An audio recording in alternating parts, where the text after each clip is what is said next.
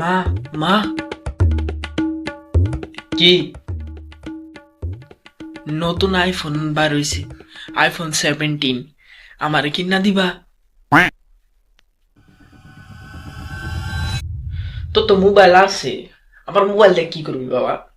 মা দেও না, দেও একটা মোবাইল দেও, এই মোবাইলটা তো পুরনো হয়ে গেছে, দেও না। দাম কত? এই কত, আর 2 লাখ টাকা হইব?